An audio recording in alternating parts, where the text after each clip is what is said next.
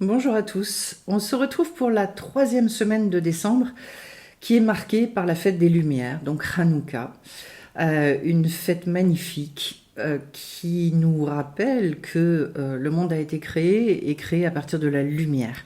Alors, toute l'ambivalence de cette fête, c'est qu'elle se produit précisément au moment des jours les plus courts de l'année. Donc là où il y a le plus d'obscurité dans le monde, eh bien nous sommes appelés, invités à aller allumer chaque soir une bougie, puis deux, puis trois, etc. Autrement dit, 8 jours durant lesquels on s'efforce de retrouver la lumière dans chaque événement de nos vies. Alors, ce lien-là, il n'est pas forcément facile à faire. Il va demander une forme d'attention et un regard spécifique sur les choses pour finalement essayer de se connecter à toutes ces petites choses et imprimer également une volonté de voir le bien, une volonté d'avoir ce qu'on appelle un bon œil pour éliminer quelque part cette obscurité, éliminer le noir.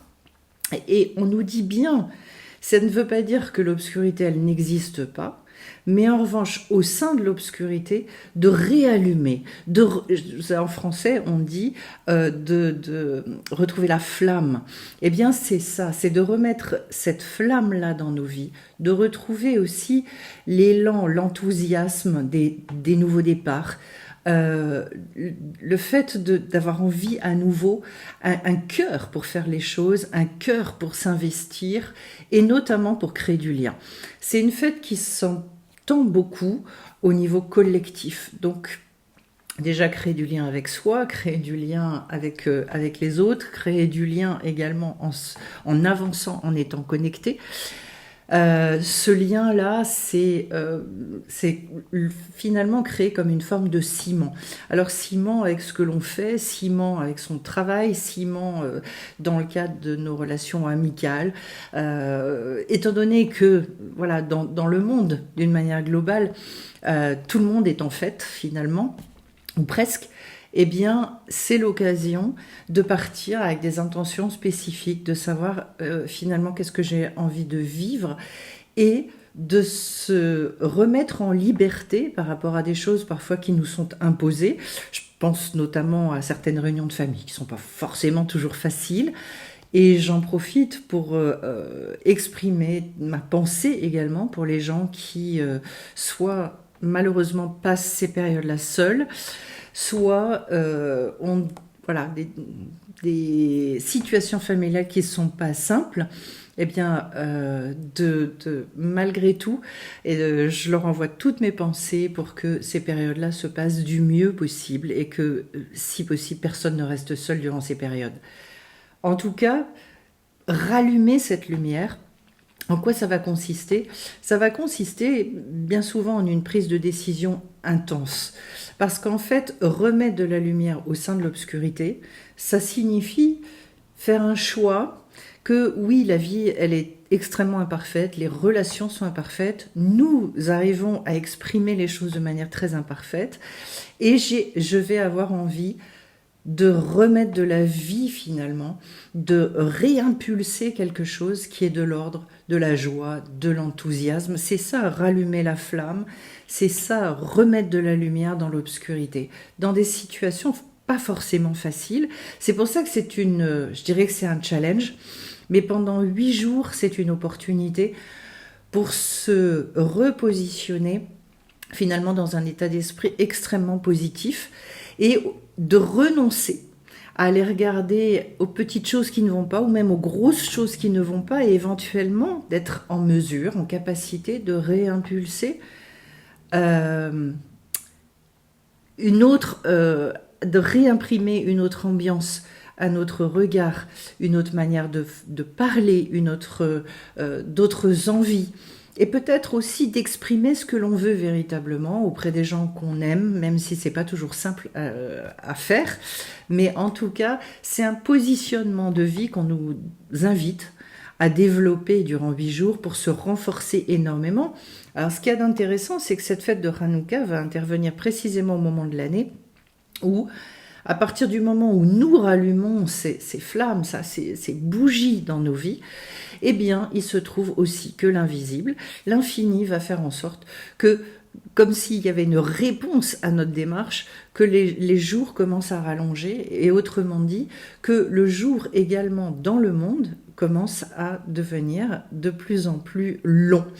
Donc, on instaure là une forme de partenariat avec la conscience aussi extrêmement puissante, que l'être humain finalement ne doit pas rester, je dirais, dans une forme de fatalité, mais qu'il peut impulser des choses extrêmement fortes. C'est là aussi, je trouve, toute l'humilité du Créateur, c'est-à-dire, finalement, on commence à faire la fête de Hanouka et à allumer les bougies au moment justement où les nuits sont les plus longues. Et comme on commence à rallumer cette lumière, alors après, eh bien, ça repart, ça remonte. Et donc, de se dire aussi, et peut-être d'aller regarder dans nos vies tous les endroits où on s'est résigné sur certaines choses.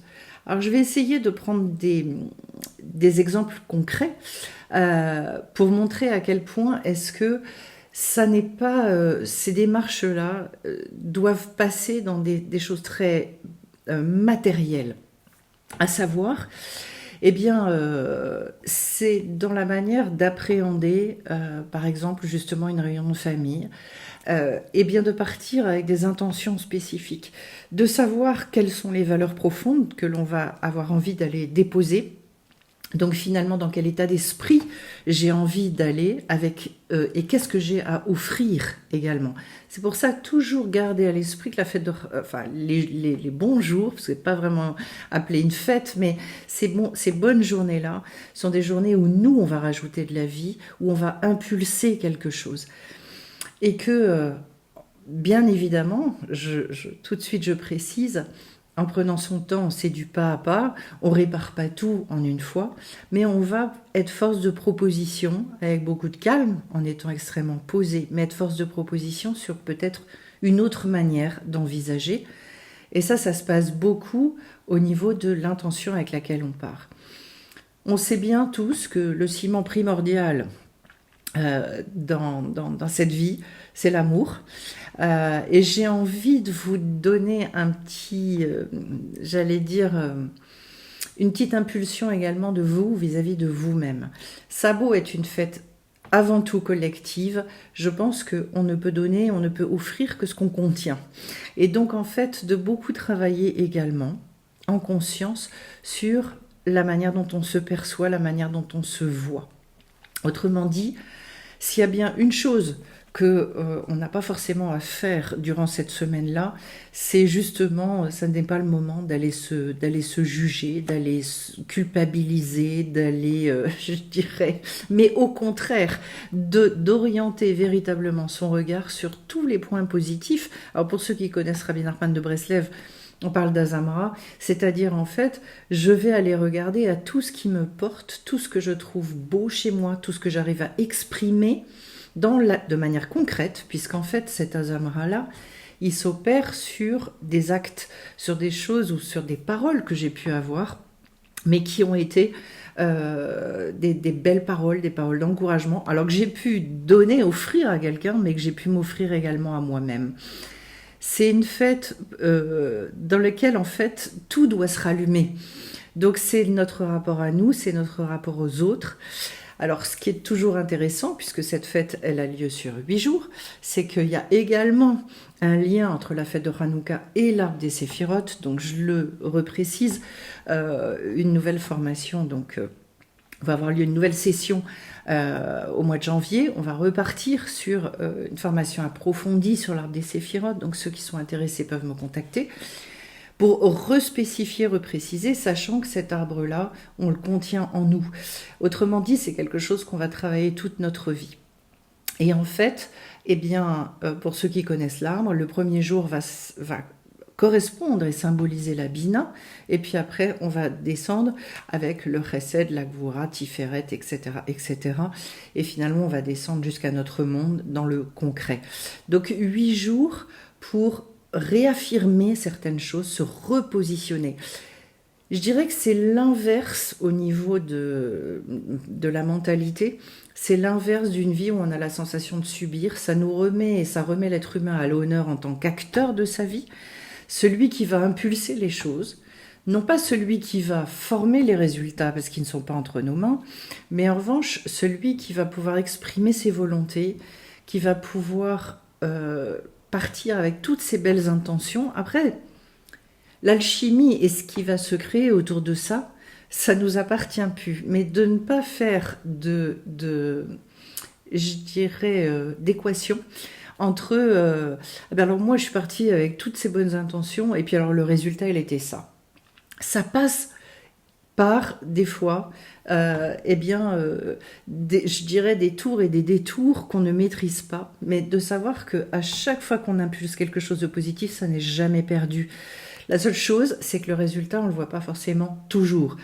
Alors, sur vous-même déjà, je vais vous souhaiter de pouvoir, durant ces 8 jours, vivre justement chaque journée avec ce regard spécifique, en essayant de travailler, pour ceux qui connaissent l'arbre, chaque journée selon la sphère, la sphira, qui correspond à la journée, pour finalement se réancrer, se renforcer dans chacune de ces, comment les appeler, on appelle ça des mesures en français, en tout cas ce sont des archétypes, et de pouvoir finalement, pour rééquilibrer tout ça, et ressortir des 8 jours avec la sensation d'avoir capté une force supplémentaire, un œil, je dirais, beaucoup plus clair, beaucoup plus...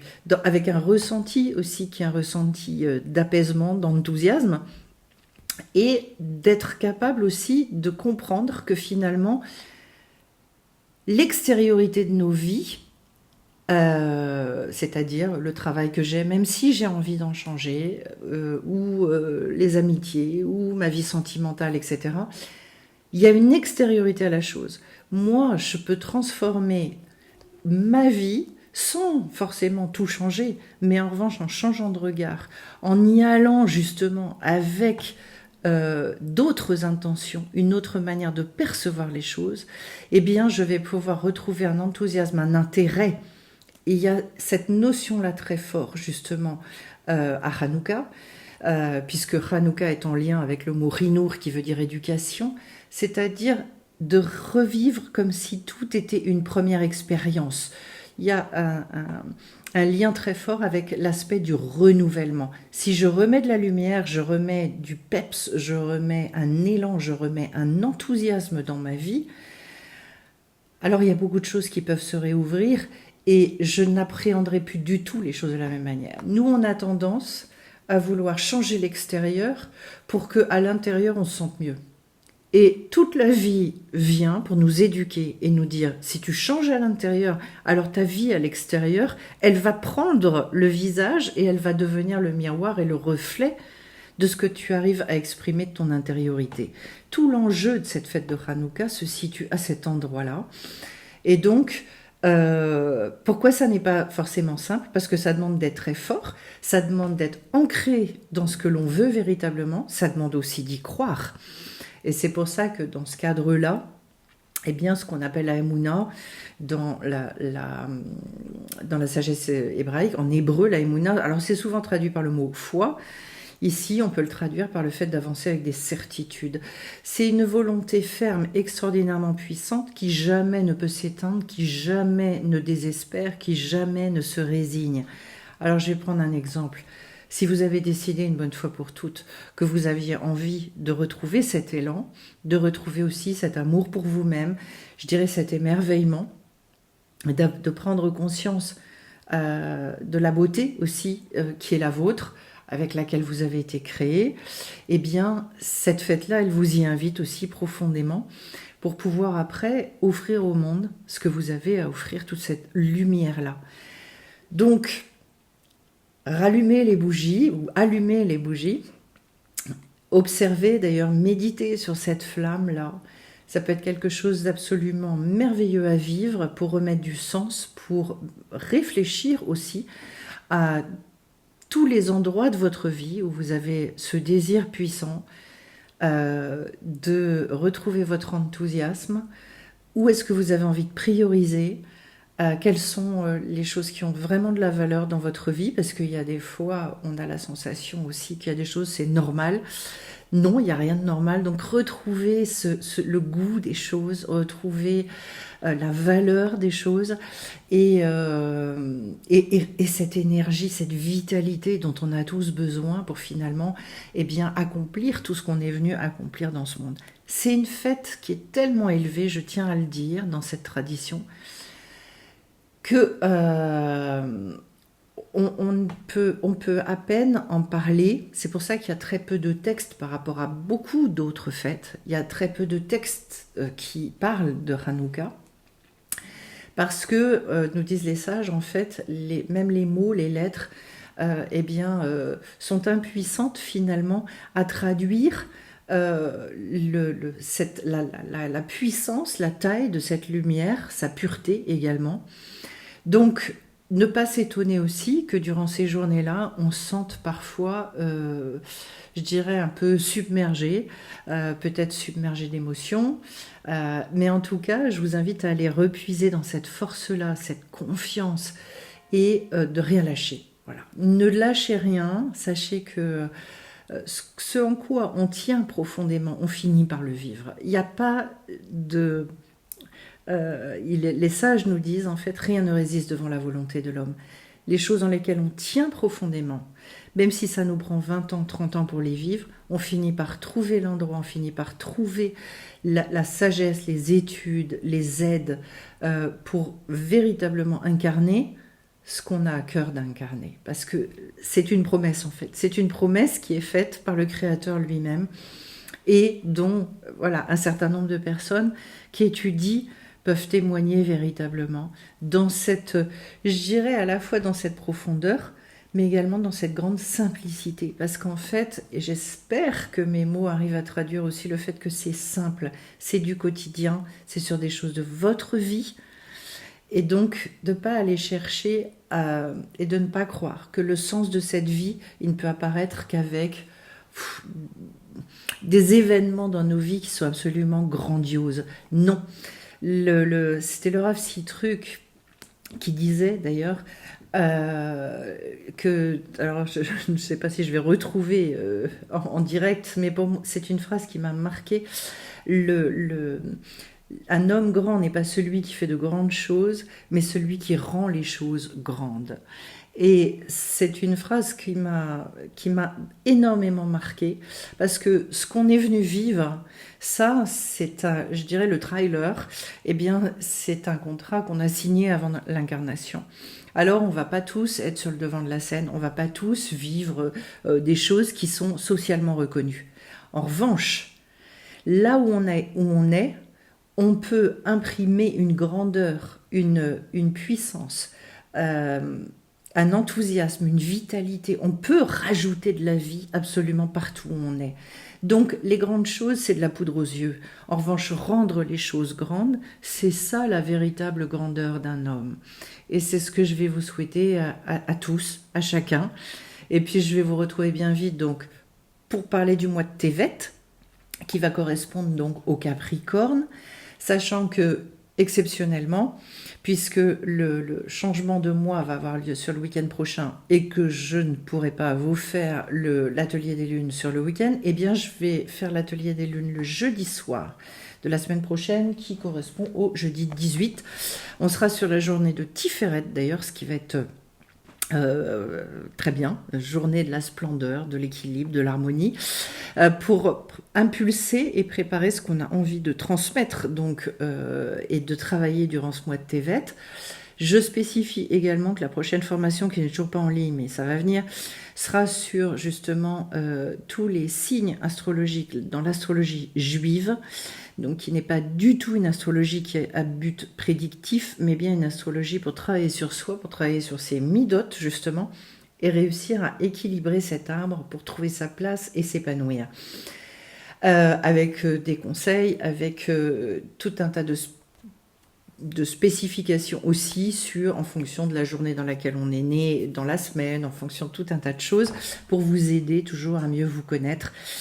et à avoir, je dirais, une manière de vous approprier les connaissances et pour avancer toujours plus en conscience, avec toujours beaucoup de bonne humeur au demeurant. Voilà, donc pas mal de choses qui vont arriver à la rentrée. L'atelier des lunes, donc on a dit le 18, voilà, le jeudi 18, 19h, toujours via internet.